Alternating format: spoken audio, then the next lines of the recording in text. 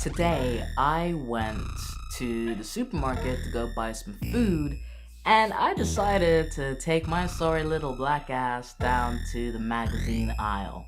Now, I only do this for my own morbid curiosity and amusement because I don't read magazines anymore unless maybe they're a music or a DJ one. So I decided for science to go and subject myself to a little bit of abuse.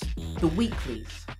The weekly magazines, including OK Now, Closer, all that kind of stuff, the one that has that regular rotation of information and disinformation on a weekly basis, that caught my eye. Unfortunately, it also caught my heart in the worst possible way by way of acid reflux or the attempt of a palpitation. What I saw on all of these magazines was Kim Kardashian's ass. Now, I have nothing wrong with asses, they are beautiful things. I am not going to comment about that. What I am going to comment about is the fact that it was necessary to have her ass on every single magazine and to comment about it, to comment about the fact that 4 kilos of fat was put into it, that it was fake even though she said it was real, blah blah blah blah blah. Really, no one gives a shit. No one gives a shit unless you're a Kim K fan or whatever. Even then, you shouldn't really be kind of concerning yourself about what someone does or does not do with their own body. Moving on from that, the problem with these weeklies is that they kind of get bought into hairdressing places, maybe not barbershops, places where people need to wait, doctor surgeries, dentists, all these kind of places. When you wait, you just absorb any kind of information just because you can, you know? It's not really the end of the world, it's just, you're just reading something, it's harmless, right? No, it's wrong.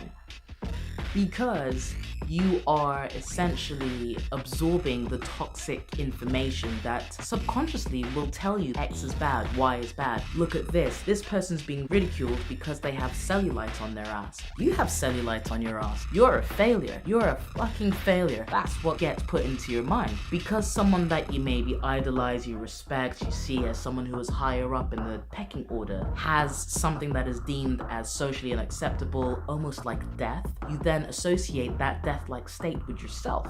You may be thinking, Shiggy, that's a little bit of an over-exaggeration. It really isn't. We are so primal in our basic thinking that something like that won't consciously be there. You won't be thinking, oh my god, Kim K's ass has cellulite, I have cellulite, I'm going to die. No, your subconscious will sit and it will marinate and soak in the toxicity, the poison, the instructions onto your very primal little, like, rock-sized brain, and you will absorb that shit. It will make you feel bad later on. It will manifest itself in emotional eating, absorbing more TV shit that you really shouldn't be absorbing, but for some cathartic reason, it gives you kind of solace in knowing that their problems are bigger than yours, so everything's okay.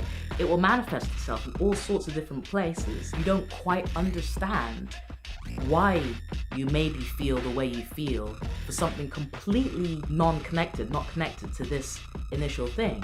But I can assure you that there's little chains, little daisy chains happening with all this kind of stuff. It doesn't just have to be Kim K's ass, right? It can be Kerry Katona does something, someone else does another thing, someone did this thing and oh my god, you won't believe what happened next. And it's always gonna be something that plays on your fears, on your desires, your wants, these things that we find so crucial in our existence. The magazines will twist it to show that it's bad, to ridicule it, to kind of do all the things that we don't want to happen to us, but we read it when it happens to someone else.